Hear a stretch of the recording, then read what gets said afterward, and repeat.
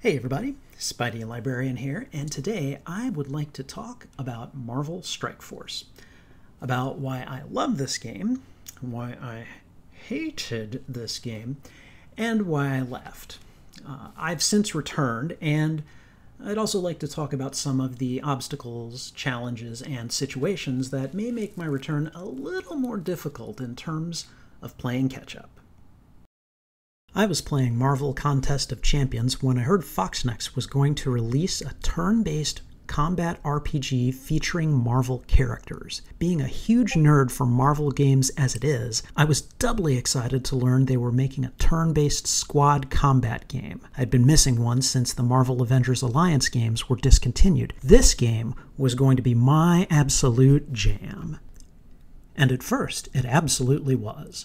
I enjoyed the character leveling system, which was virtually identical to the one I'd encountered in Star Wars Galaxy of Heroes, and that I've seen mimicked in countless other hero collector games. The combat was strategic, and the character models looked, felt, and played like the Marvel heroes I'd encountered in the comics, movies, and other media I'd consumed all my life. And then along came Red Stars. If it had been built into the game, or at least felt like it had, as the case was with Marvel Future Fight, I wouldn't have had as much of an issue with it. But, as they were being marketed, Red Stars felt like a deliberate and artificial way to add another layer to leveling characters, one that seemed like an even more blatant wallet grab than I'd seen before. If you wanted to stay relevant in the game, you would need to pursue Red Stars, and of course it was going to be easier for whales to pursue them, further emphasizing the divide between free-to-play and paying players.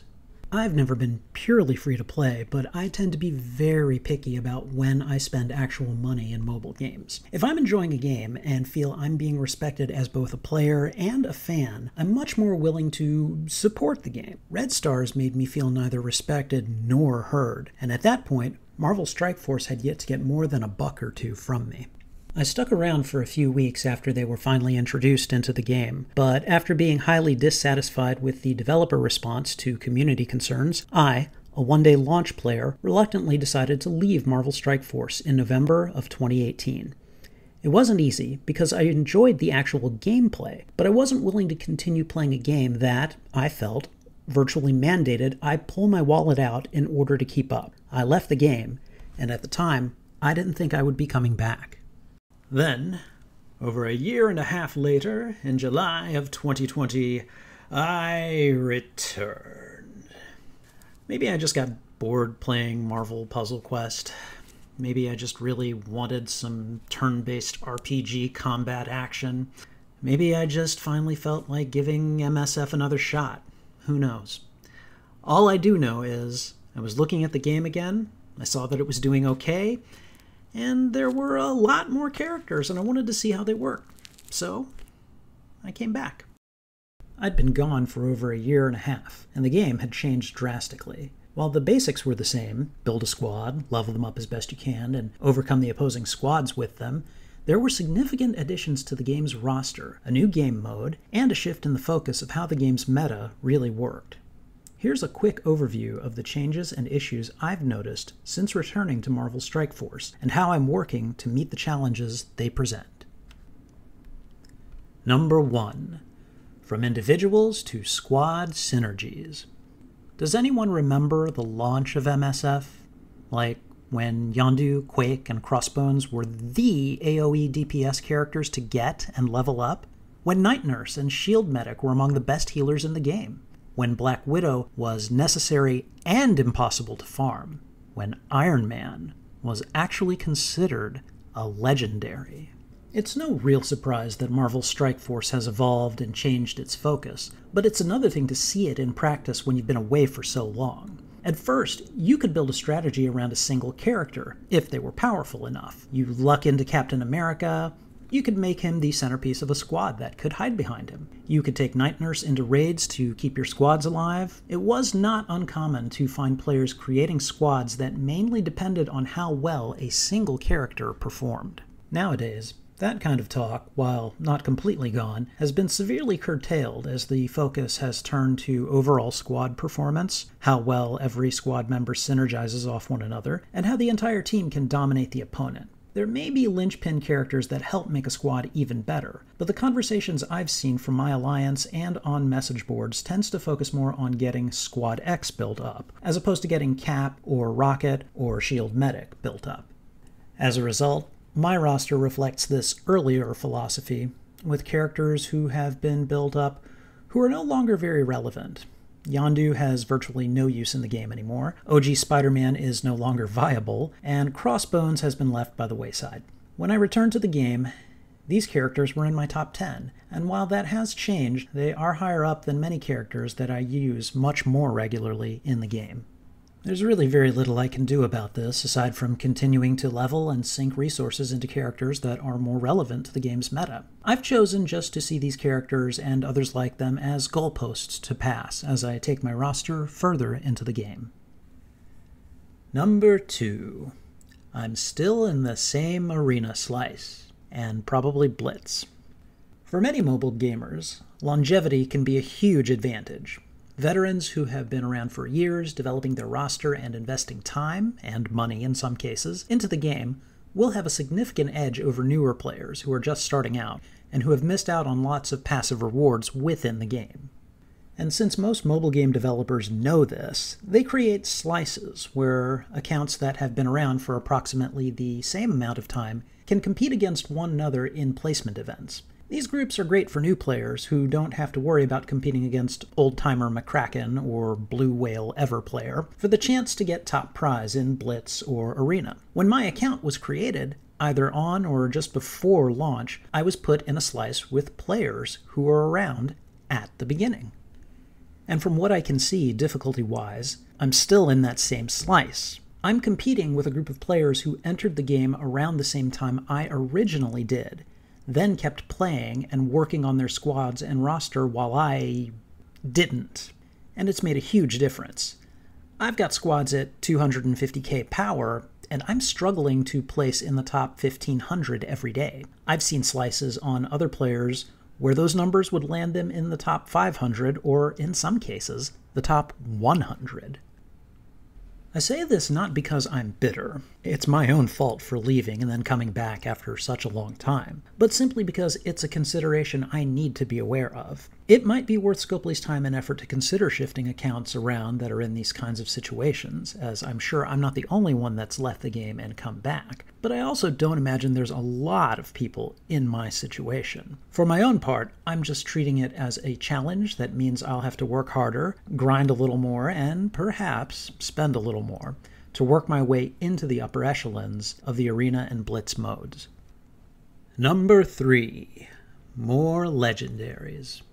When I left the game, Star-Lord, Iron Man, and I think Nick Fury were the only legendaries in the game.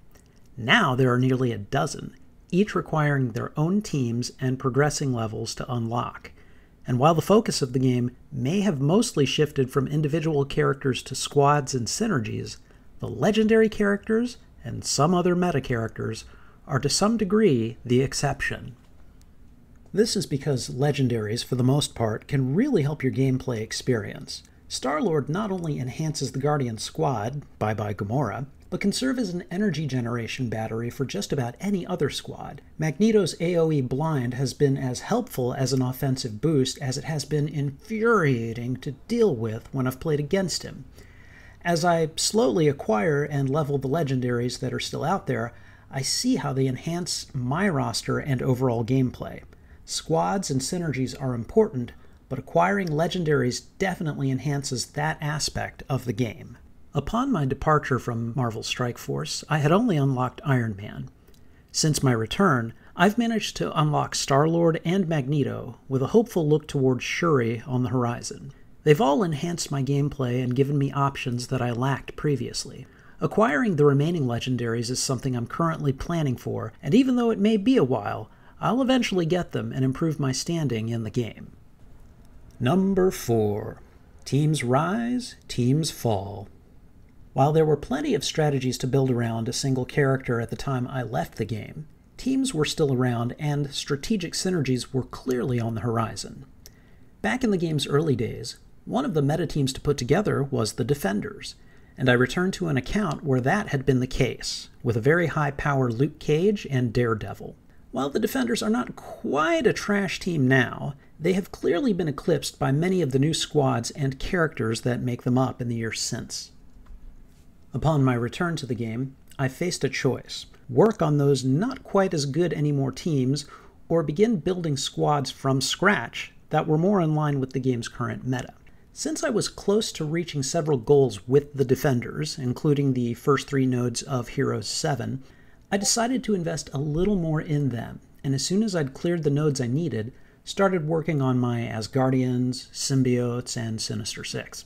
Maybe not my wisest choice for the long term, but also, remember, teams and characters get reworks, and sometimes older squads can get a touch-up that makes them more relevant. This happened with the Wave 1 Avengers squad, and it was the reason I continued to work on them after my return. The game is constantly evolving and changing, and as new characters enter the fray, older characters and squads will, sometimes, get a facelift so they're not left in the dust. My main takeaway: it's not a bad idea to have all the squads leveled up, even if you should make sure you're working on the ones that will allow you to be more competitive in the most parts of the game first. And I think this segues nicely into my final note. Number 5. Power creep and individuals rise and fall. I have a Night Nurse, level 65, gear tier 10, and literally 3 shards away from 6 stars. Her total power score, 28,222. She was in my top 20 characters when I returned to the game. I had been building her as both a healer for my raid squads and as a 5th member of the Defenders to keep them alive. Needless to say, she's long since been easily overtaken in both roles by other characters, and I haven't upgraded her at all since returning.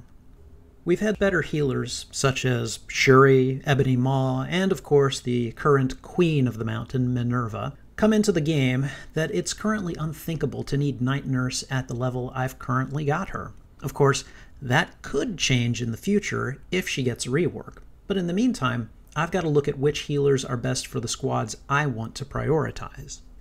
The big takeaway here, of course, is that Marvel Strike Force has been changing and evolving since my departure, and will continue to do so.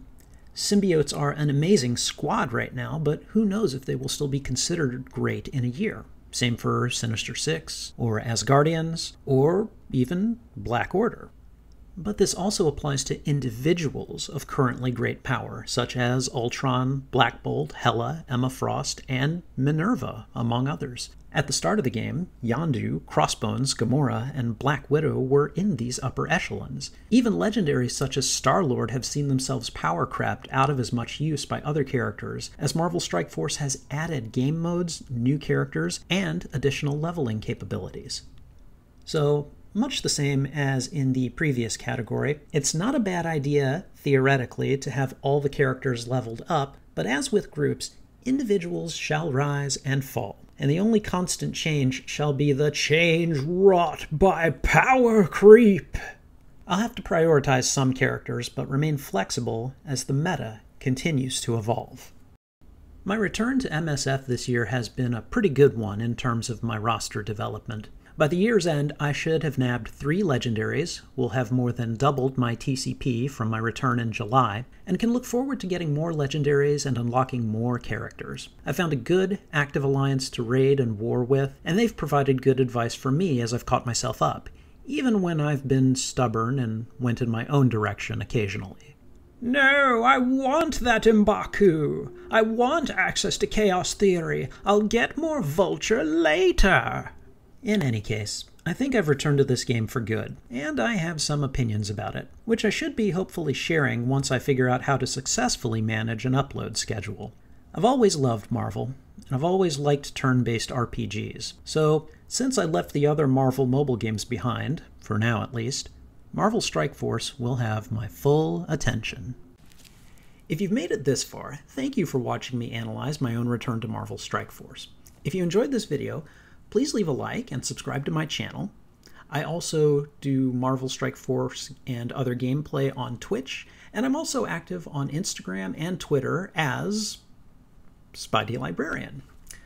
I also have a Discord, which I am still developing along with my community, so please feel free to join. Links to all my social media will be in the video description. Thanks again for checking out my video. Until next time, this is Spidey Librarian, signing off. Bye.